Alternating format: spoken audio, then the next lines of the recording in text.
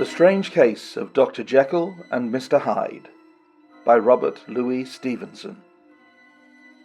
Part 1. Story of the Door. Mr. Utterson the lawyer was a man of rugged countenance that was never lighted by a smile, cold, scanty, and embarrassed in discourse, backward in sentiment, lean, long, dusty, dreary, and yet somehow lovable. At friendly meetings, and when the wine was to his taste, something eminently human beaconed from his eye, something indeed which never found its way into his talk, but which spoke not only in the silent symbols of the after-dinner face, but more often and loudly in the acts of his life. He was austere with himself, drank gin when he was alone to mortify a taste for vintages, and though he enjoyed the theatre, had not crossed the doors of one for 20 years. But he had an approved tolerance for others, sometimes wondering almost with envy at the high pressure of spirits involved in their misdeeds, and in any extremity inclined to help rather than to reprove. "I incline to Cain's heresy," he used to say quaintly. "I let my brother go to the devil in his own way." In this character it was frequently his fortune to be the last reputable acquaintance and the last good influence in the lives of down-going men, and to such as these, so long as they came about his chambers, he never marked a shade of change in his demeanour. No doubt the feat was easy to Mr. Utterson, for he was undemonstrative at the best, and even his friendship seemed to be founded in a similar catholicity of good nature.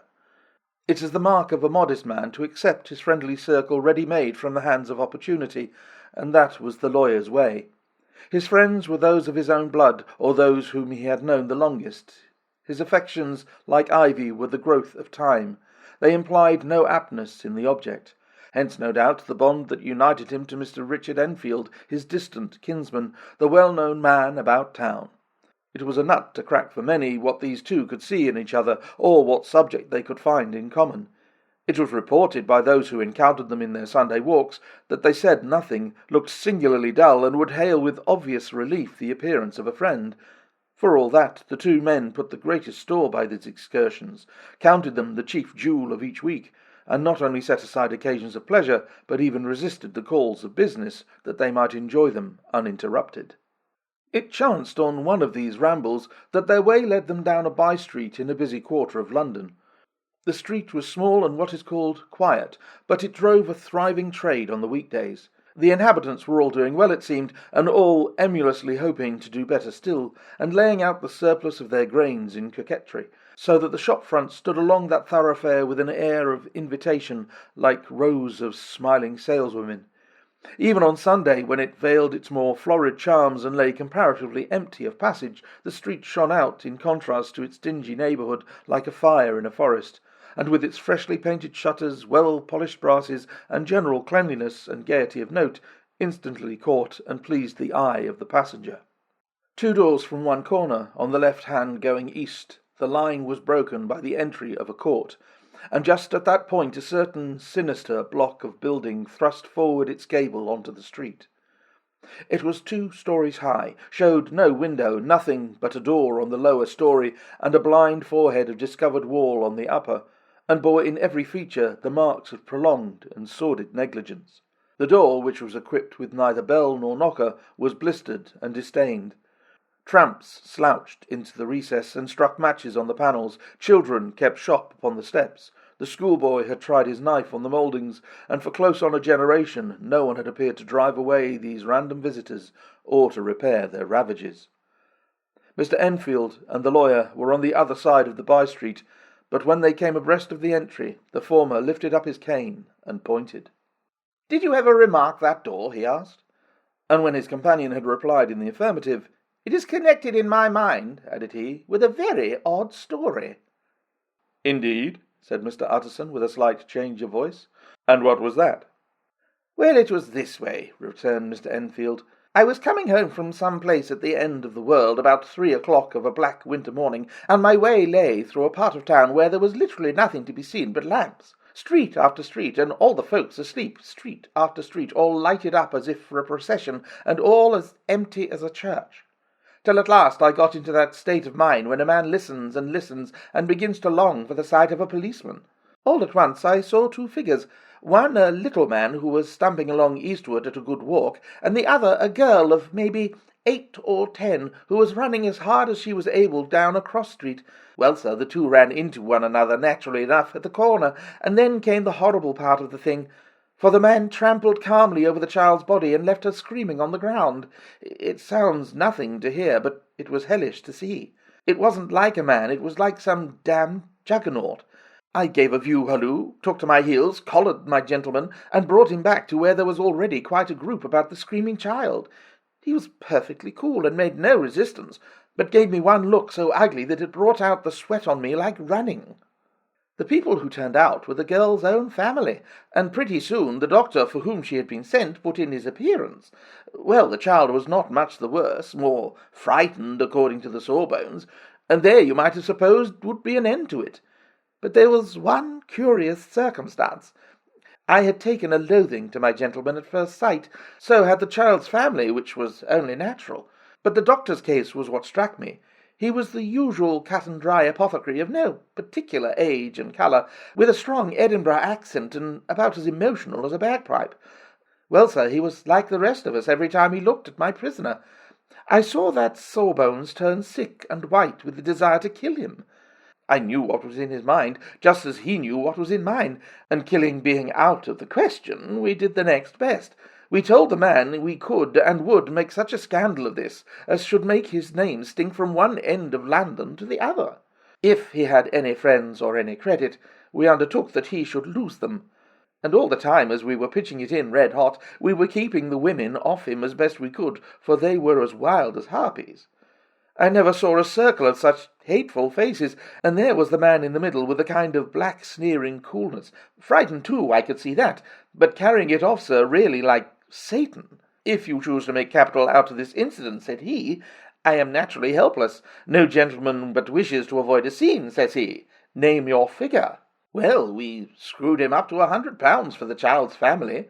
He would have clearly liked to stick out, but there was something about the lot of us that meant mischief, and at last he struck.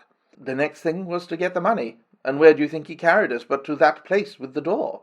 Whipped out a key, went in, and presently came back with the matter of £10 in gold and a cheque for the balance at Coots, drawn payable to bearer and signed with a name that I can't mention, though it's one of the points of my story, but it was a name at least very well known and often printed. The figure was stiff, but the signature was good for more than that if it was only genuine. I took the liberty of pointing out to my gentleman that the whole business looked apocryphal, and that a man does not in real life walk into a cellar door at 4 in the morning and come out with another man's cheque for close upon £100. But he was quite easy and sneering. Set your mind at rest, says he. I will stay with you till the bank's open and cash the cheque myself. So we all set off, the doctor and the child's father, and our friend and myself, and passed the rest of the night in my chambers. And next day, when we had breakfasted, we went in a body to the bank. I gave in the cheque myself, and said I had every reason to believe it was a forgery. Not a bit of it. The cheque was genuine. Tut, tut, said Mr. Utterson. I see you feel as I do, said Mr. Enfield. Yes, it's a bad story, for my man was a fellow that nobody could have to do with, a really damnable man, and the person that drew the cheque is the very pink of the proprieties, celebrated too, and, what makes it worse, one of your fellows who do what they call good. Blackmail, I suppose, an honest man paying through the nose for some of the capers of his youth. Blackmail House is what I call the place with the door in consequence, though even that, you know, is far from explaining all, he added, and with the words fell into a vein of musing. From this he was recalled by Mr. Utterson, asking rather suddenly, And you don't know if the drawer of the cheque lives there? A likely place, isn't it? Returned Mr. Enfield. But I happen to have noticed his address. He lives in some square or other. And you never asked about the place with the door? Said Mr. Utterson. No, sir. I had a delicacy, was the reply.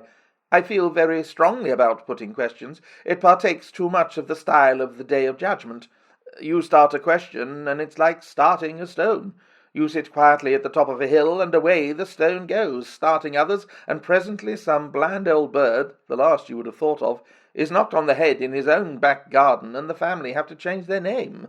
No, sir, I make it a rule of mine. The more it looks like Queer Street, the less I ask. A very good rule, too, said the lawyer. But I have studied the place myself, continued Mr. Enfield. It seems scarcely a house. There is no other door, and nobody goes in or out of that one but once in a great while the gentleman of my adventure. There are 3 windows looking on the court on the first floor, none below. The windows are always shut, but they are clean. And then there is a chimney, which is generally smoking, so somebody must live there, and yet it's not so sure, for the buildings are so packed together about the court that it's hard to say where one begins and the other ends. The pair walked on again for a while in silence, and then, "Enfield," said Mr. Utterson, "that's a good rule of yours." "Yes, I think it is," returned Enfield. "But for all that," continued the lawyer, "there's one point I want to ask. I want to ask the name of the man who walked over the child." "Well," said Mr. Enfield, "I can't see what harm it would do. It was a man of the name of Hyde." Said Mr. Utterson. "What sort of a man is he to see?" "He is not easy to describe. There is something wrong with his appearance, something displeasing, something downright detestable. I never saw a man I so disliked, and yet I scarce know why. He must be deformed some way. He gives a strong feeling of deformity, although I can't specify the point. He's an extraordinary-looking man, and yet I really can name nothing out of the way. No, sir, I can make no hand of it. I can't describe him, and it's not want of memory, for I declare I can see him at this moment." Mr. Utterson again walked some way in silence, and obviously under a weight of consideration. "You are sure he used a key?" he inquired at last. "My dear sir," began Enfield, surprised out of himself. "Yes, I know," said Utterson. "I know it must seem strange. The fact is, if I do not ask you the name of the other party, it is because I already know it. You see, Richard, your tale has gone home. If you have been inexact in any point, you had better correct it." "I think you might have warned me," returned the other with a touch of sullenness. "But I have been pedantically exact, as you call it. The fellow had a key, and what's more, he has it still. I saw him use it not a week ago." Mr. Utterson sighed deeply, but said never a word, and the young man presently resumed. "Here is another lesson to say nothing," said he. "I am ashamed of my long tongue. Let us make a bargain never to refer to this again." "With all my heart," said the lawyer.